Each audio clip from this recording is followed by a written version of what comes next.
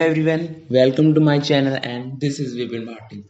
तो आज लाया हूं मैं आपके लिए एक और नई वीडियो जिसमें हम करेंगे क्लास 10th की पॉलिटिकल साइंस का चैप्टर 2 फेडरलिज्म। क्लास 10th की पॉलिटिकल साइंस का चैप्टर 2 जिसका नाम है फेडरलिज्म। तो हम फेडरलिज्म से स्टार्ट करते हैं कि फेडरलिज्म होता क्या है, उसके बाद हम अगले चैप्टर पे बढ़ेंगे आगे। तो फेडरलिज्म बेसिकली होता क्या है? Federalism is a system of government in which power is divided between a central authority and various constituent units of the country. तो फेडरलिज्म बेसिकली एक सिस्टम होता है गवर्नमेंट का जिसमें जो पावर है, एरिया ऑफ कंट्रोल जिसको हम कह सकते हैं कि कौन कितनी पावर किसके पास रहती है, वो पावर डिवाइड होती है कंट्री में। सेंट्रल गवर्नमेंट जो होती है, सेंट्रल अथॉरिटी, यूनियन गवर्नमेंट जो होती है, और जो स्टेट गवर्नमेंट्स और लोकल गवर्नमेंट्स होती है उनमें ये डिवाइड होती है। इसकी एक और सिंपल डेफिनेशन हो सकती है कि federalism is a system of government in which power is divided between a central government and state governments. तो इसमें पावर जो होती है वो डिवाइड होती है सेंट्रल और स्टेट गवर्नमेंट के बीच। नेक्स्ट, उसके बाद इसके कुछ फीचर्स है फेडरलिज्म के। इसके कुछ 7 फीचर्स थे, वो हम करेंगे।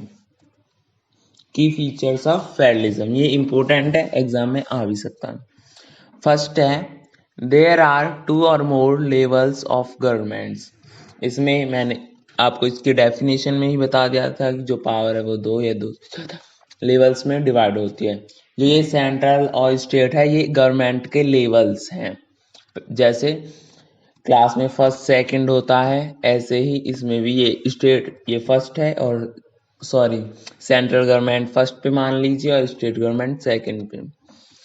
उसके बाद दूसरा है, different tyres of government govern the same citizens but each tyre has its own jurisdiction in specific matters of legislation, taxation and administration.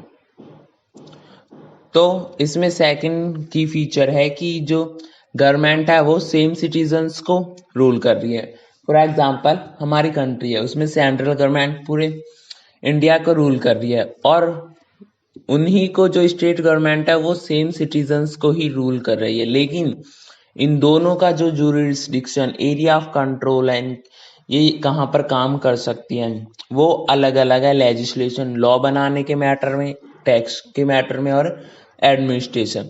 मतलब सेंट्रल गवर्नमेंट हर पूरे इंडिया के लिए लॉ बना सकते हैं, लेकिन जो स्टेट गवर्नमेंट है, मान लीजिए यूपी, वो एमपी के लिए लॉ नहीं बना सकता। इसलिए सबका jurisdiction, एरिया ऑफ कंट्रोल अलग अलग है। Third is the existence and authority of each tyre of government is constitutionally guaranteed.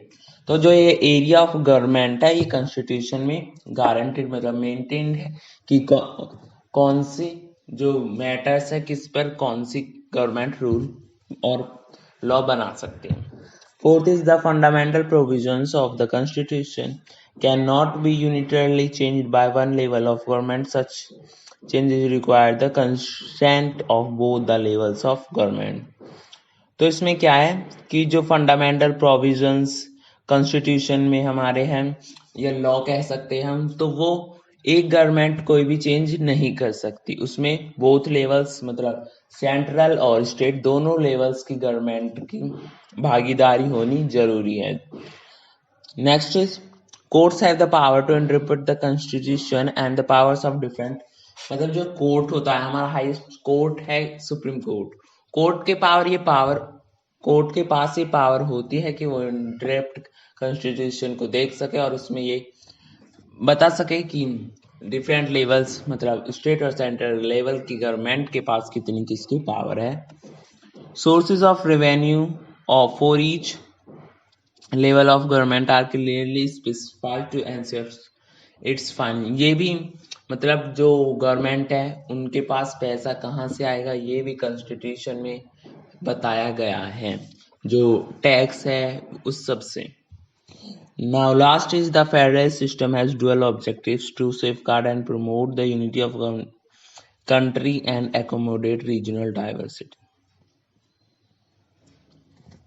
Last है कि जो फेडरल सिस्टम है, फेडरलिज्म, उसके दो ऑब्जेक्टिव्स हैं। पहला तो ये है कि वो यूनिटी है कंट्री की एकता, देश की एकता को बनाए रखे और आगे बढ़ाए। और दूसरा, सेम टाइम पर जो एक रीजनल डाइवर्सिटी है उसको भी बढ़ाए, एकोमोडेट करे। मतलब जैसे इंडिया में रिलीजन्स कई प्रकार, मतलब कई रिलीजन्स हैं, कई लोग लैंग्वेजेस भी अलग अलग बोलते हैं, तो उसको भी बढ़ावा दे, मतलब और एकता को भी बढ़ावा दे। ये थे हमारे की फीचर्स ऑफ फेडरलिज्म, हमने ये कंप्लीट कर लिया। उसके बाद नेक्स्ट टॉपिक पर चलते हैं। नेक्स्ट है टाइप्स ऑफ फेडरेशंस। फेडरलिज्म, ये इसके दो टाइप्स होते हैं। पहला coming together and second holding together. तो पहले कमिंग टुगेदर करते हैं। इसमें क्या है कि independent states coming together on their own to form a bigger unit. This kind of coming together federation is formed in USA, Switzerland and Australia. तो coming together में छोटे छोटे स्टेट्स है वो एक बड़ी कंट्री बनाते हैं। फॉर एग्जाम्पल यूएसए में छोटे छोटे स्टेट्स है वो बड़ी कंट्री बना के रखते हैं मिलकर। ऐसे ही ये स्विट्जरलैंड और ऑस्ट्रेलिया में भी देखने को मिलता है। और इसमें जो सेंट्रल और स्टेट गवर्नमेंट है उन सबके पास इक्वल पावर्स होती है, किसी के पास अनइक्वल पावर्स नहीं होती, और सब स्टेट्स के पास भी इक्वल पावर्स होती है। वैसे ही होल्डिंग टुगेदर में छोटे जो कंट्री है, बड़ी कंट्री, वो छोटे छोटे स्टेट्स में डिवाइड होती है।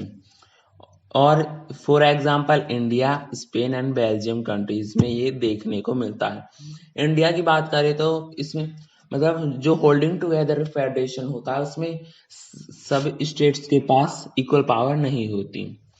फॉर एग्जांपल इंडिया की बात करें हम तो इंडिया में आपको पता है जम्मू कश्मीर के पास अपना खुद का एक कॉन्स्टिट्यूशन है। तो इससे ये साबित होता है कि जो होल्डिंग टुगेदर फेडरेशन है उसमें स्टेट्स के पास इक्वल पावर नहीं होती।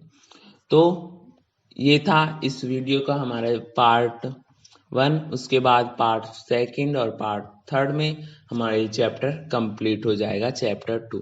अगर आपको वीडियो अच्छी लगी हो तो वीडियो को लाइक करें, कमेंट करें और शेयर करें, और चैनल को सब्सक्राइब जरूर करें जिससे कि वीडियो आती रहे। Thank you.